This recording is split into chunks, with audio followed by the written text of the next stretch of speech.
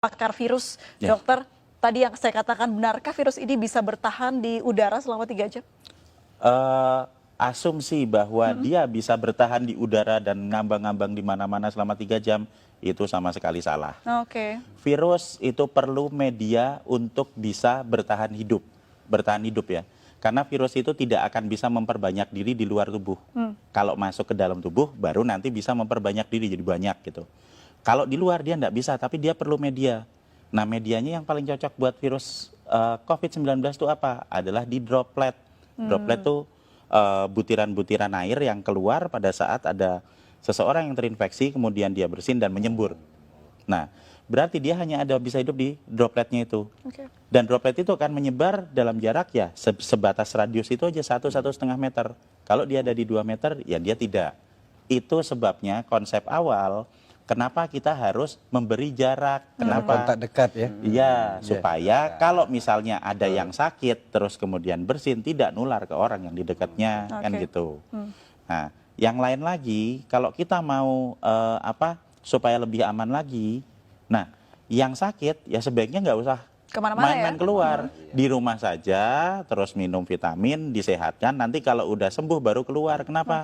Supaya bisa meningkatkan kekebalannya di rumah dan juga tidak membahayakan orang lain.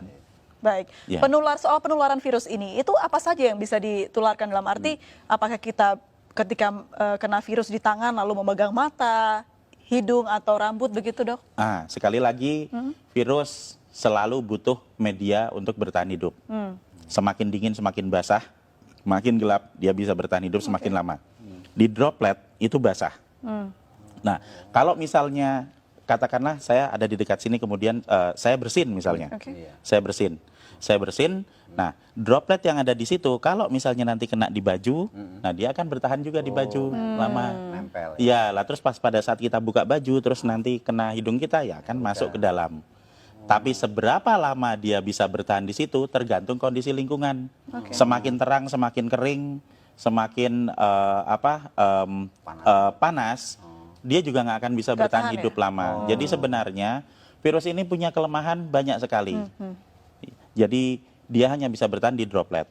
Kalau misalnya ada yang bilang, misalnya kan kalau misalnya dia ditaruh di meja yang dingin gitu, bertahan 9 hari. Ada hoax seperti itu. Itu hoax ya, Dok? Menurut saya hoax. Kenapa? Nah, kalau dia hanya bisa bertahan di dalam droplet. Di dalam droplet itu kalau misalnya dia kondisinya tidak sesuai dengan dia dan terjadi penguapan, kan jadi kering, dia nggak bisa bertahan lama. Jadi droplet ini sesuatu yang cair begitu ya, Dok ya? Cair, iya. Itu loh, tetesan lendir atau cairan yang ada di situ. Dan kalau misalnya kita bersin di satu lokasi atau di meja misalnya, kemudian kita langsung dibersihkan dengan desinfektan, dibersihkan dengan sabun, dibersihkan dengan pembersih lantai atau apa, itu dilap gitu, dalam waktu 3 menit sudah hancur. Jadi virus ini gampang hancur dengan pelarut lemak, dengan sabun, dengan deterjen dan macam-macam, termasuk kalau nempel di baju kita terus langsung masukin mesin cuci, itu virusnya hancur. Kelemahannya seperti itu. Nah, kelebihannya nyebarnya cepat. Jadi sebenarnya kita bisa tahu kelemahan dan kekuatan virusnya dengan jelas supaya kita bisa ngatasi. Kita harus tahu dulu kalau kita mau bertempur, kita kan harus tahu dulu musuhnya. Kalau kita tidak tahu musuh kita apa, yang terjadi apa? Kita cuma ketakutan aja. Wah, nanti kena, saya sekarang kena, besok mati, ya enggak lah. Kalau dari segi virusnya atau ya faktor dia bisa tumbuh begitu, apakah benda yang dia hinggapi begitu ya, Dok ya, itu mempengaruhi juga si virus ini bertahan hidup begitu, seperti di plastik berbeda dengan di kayu mungkin? Iya, semakin dingin dia bisa bertahan hidup semakin lama. Tapi permasalahannya di sini adalah bukan seberapa lama dia bisa ada di situ, seberapa ingin dia hidup. Seberapa kita ingin supaya virus itu tetap hidup. Kalau kita pengen virus itu cepat mati supaya nggak nular, ya kalau misalnya kita tahu mejanya kotor ya dibersihin aja, disemprot dibersihin. Ada yang bersin misalnya ya cepat-cepat disemprot dibersihin. Semakin kita diamkan paparan virus yang ada di situ ya dia akan bertahan semakin lama. Tapi kalau misalnya kita bisa punya kesadaran sendiri untuk mulai dengan pola hidup bersih, setiap ada sebaran di situ ya kita semprot bersih, simpel kok itu, enggak terlalu sulit, cuma diusap aja seperti itu. Nah, maka kita akan sangat membantu untuk mengurangi sebaran virus. Baik, itu juga berlaku untuk batuk begitu ya, Dok ya? Iya, betul.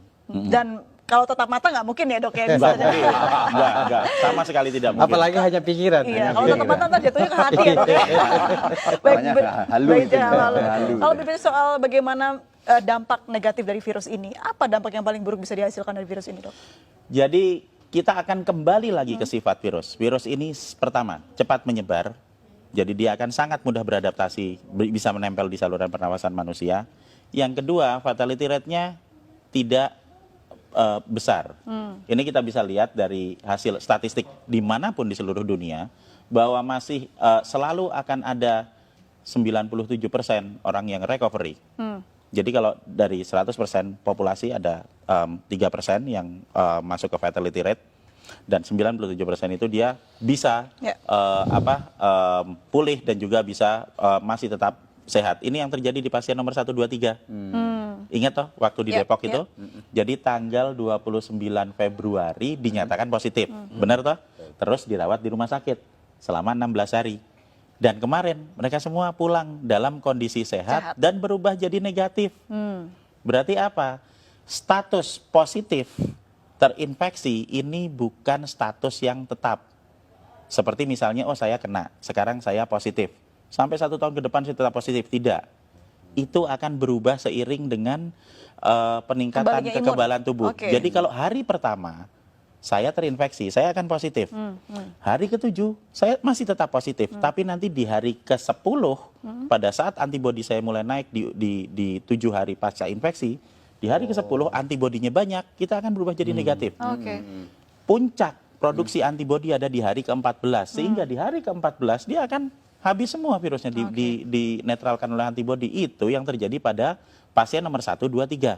Jadi supaya kita bisa menginduksi pikiran-pikiran positif dan optimistik yang ada di rakyat, kita harus belajar juga melihat, kok ada pasien nomor 1, 2, 3 sembuh, ini kan udah ada buktinya. Menariknya tadi juga sempat di program di tayangan kita, begitu pasien 03 ini ternyata tidak ada gejala yang terlalu parah begitu dok, hanya batuk sedikit saja, dan treatmentnya pun hanya diberikan vitamin dan juga obat batuk oleh Betul sekali. dokter. Nah, kenapa virus ini bisa tidak semua orang terkena paru-paru dok?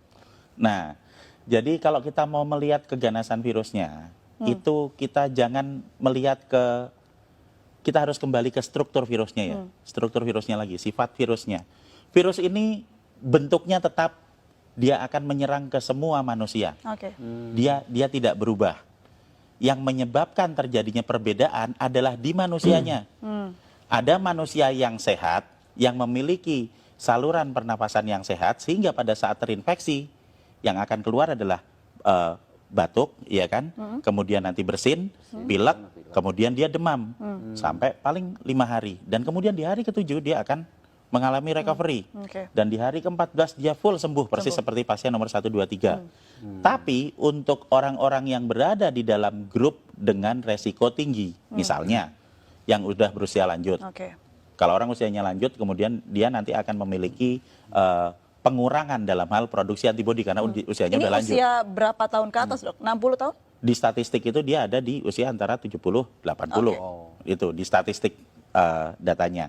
Terus yang kedua, manusia dengan komplikasi penyakit, diabetik misalnya, atau hipertensi, atau stroke, gitu kan. Dan yang ketiga adalah manusia yang memiliki riwayat gangguan pernapasan, misalnya TBC, misalnya bronkopneumonia, bisa jadi juga asma. Maksudnya adalah saluran pernapasannya sudah mengalami kerusakan sebelum ditempeli virus, sehingga pada saat ketempelan COVID-19 akan lebih parah. Itu yang menyebabkan terjadinya ada angka fatality rate 3%.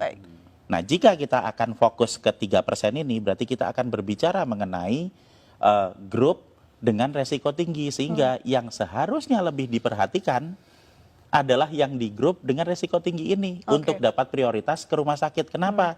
Supaya rumah sakitnya nggak penuh, dokternya nggak repot. Jadi nggak ada yang baru pertama kali kena sekarang baru demam sebentar terus waduh besok saya mati langsung ke dokter. Nggak seperti itu.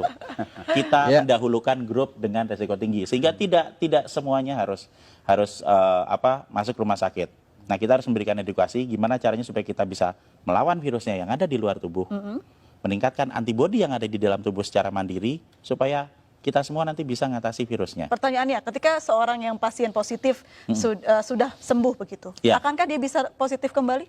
Ya, Bisa. bisa. Jadi kita berbicara mengenai masalah sebaran virus. Oke. Jadi satu hal yang harus kita pahami dulu, ini imunologi basic adalah bahwa kalau saya pernah kena virus, misalnya saya pernah kena virus COVID-19, nah tubuh saya akan punya data tentang virus ini. Sehingga pada saat nanti saya kena lagi, saya akan kebal. Pertama kali kena, antibodi saya akan keluar dalam waktu 7 hari. Untuk yang infeksi pertama. Tapi nanti begitu infeksi kedua, saya kena lagi, itu nggak usah nunggu 7 hari karena Oke. sudah ada datanya di sel memori. Saya akan mengeluarkan dalam waktu 24 jam, sehari langsung kebal. Ini prinsip dasar kenapa kita semua harus divaksin. Oke. Jadi kita kasih virusnya dulu, dikenalin, supaya nanti kalau ada lagi, antibodi kita bisa keluar lebih cepat dan lebih banyak. Nah, jadi kalau misalnya saya sudah pernah kena, kemudian saya sembuh dalam waktu 14 hari, saya keluar ke kerumunan, dan di kerumunan ini ada orang yang sakit, kemudian saya kena lagi. Apakah saya bisa kena? Jawabannya ya, pasti iya. Kalau diambil sampel, apakah itu akan jadi positif? Ya, benar jadi positif. Tapi apakah infeksi kedua itu akan membuat saya sakit? Tidak, Oh, karena saya sudah punya antibodi. Dan kalau yang pertama tadi, mungkin kita ingat hari pertama positif, nanti hari ke-7 masih positif, hari ke-10 bisa jadi negatif. Yang pertama, infeksi pertama. Kalau sudah saya kena lagi, hari pertama positif, nanti hari ketiga bisa positif, hari keempat sudah negatif. Karena antibodinya sudah keluar. Jadi orang yang kena corona ini sudah positif berarti punya antibodi yang besar ya, Iya, Dok ya, ketika sudah betul. sembuh tapi. Betul. Dan dengan memberikan vitamin E dan vitamin C, kita Oke. bisa memproduksi antibodi 2 sampai 3 kali lipat lebih banyak daripada normal. Ini kan berarti kuncinya adalah imunitas. Lalu seperti apa kita menjaga imunitas? Vitamin yang banyak, tidur yang cukup, apalagi, Dok? Jadi produksi antibodi yang normal itu akan bisa dicapai jika kita dalam kondisi yang fit. Berarti apa? Berarti kita ya makan yang benar, kemudian kita istirahat yang cukup. Karena semakin banyak kita bergadang, semakin banyak kita stres dan panik bahwa kita besok mati, Nah, itu ya. itu akan sangat menurunkan produksi antibodi. Berarti Gitu panik loh. benar menurunkan antibodi, Dok? Iya, Oke. bahkan kita jadi panik terus, kemudian kita jadi nggak tidur, Stres kemudian jadinya. kita mau minum nggak enak, makan nggak enak, iya kan? Takut Akhirnya mati. iya kita kurang energi, akhirnya ya nggak ada produksi antibodi. Jadi sebenarnya dengan pola hidup yang sehat itu akan mampu membuat kita memproduksi antibodi secara normal. Dan pada saat ada dalam kondisi wabah, jika kita mengkonsumsi vitamin E dan vitamin C, Oke. kita akan memproduksi antibodi bisa 2 sampai 3 kali lipat dari produksi normal. Dan ini akan sangat-sangat membantu pada saat ada kondisi wabah virus. Dan yang paling utama lagi adalah sekali lagi panik dan stres itu tidak akan meningkatkan antibodi kita atau menyebabkan virus yang ada di luar menjadi berkurang. Meningkatkan antibodi dengan berpikir positif, dengan memiliki ilmu pengetahuan yang cukup bahwa sebenarnya virus ini bisa kita hadapi, kemudian konsumsi vitamin dan pola hidup bersih. Oke. Membunuh virus di luar tubuh dengan pola hidup bersih, meningkatkan antibodi di dalam tubuh untuk mengatasi virusnya. Dan tanpa panik, tanpa stres. Tanpa Karena- panik, Nah, tanpa Karena vitaminnya panik nggak akan membawa perubahan apapun. Vitamin E-nya dari alam itu, Prof. Mungkin Apa Iya. saja, ya. Jadi kalau misalnya vitamin E atau vitamin C akan ada banyak di apotek. Mereknya apa? Ya terserah beli aja, di sana ada banyak. Kalau misalnya tidak ada, kita bisa menemui banyak vitamin E itu ada di kecambah atau tauge itu, Oke. brokoli. Kemudian ada di daun kelor, itu vitamin E-nya cukup banyak. Sementara vitamin C ya biasa ada di jeruk, ada di tomat, bahkan cabai itu vitamin C-nya cukup tinggi. Jadi jika kita bisa membeli yang dari apotek yang sudah diekstrak itu ya alhamdulillah. Kalau tidak bisa, apa yang ada di alam bisa kita pakai untuk meningkatkan kekebalan kita. Semua orang, semua penduduk bisa meningkatkan produksi antibodi dan semua orang berhak untuk hidup sehat.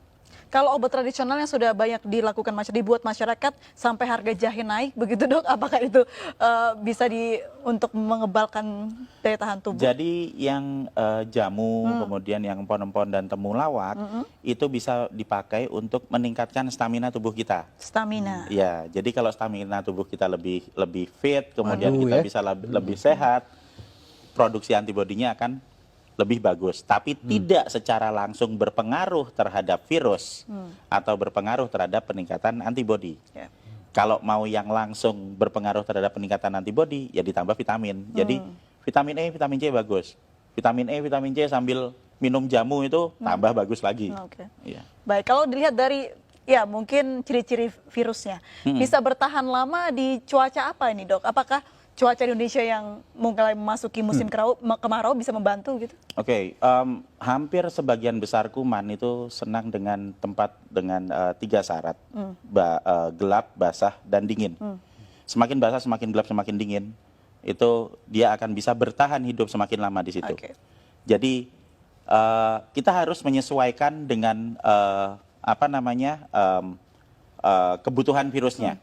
Kalau kita ingin virus itu tidak ada di lokasi kita, ya kita bikin tempatnya yang terang, yang panas, ya kan, kemudian yang kering.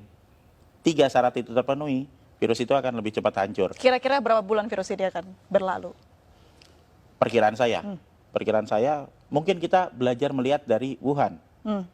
Wuhan dia mulai 2019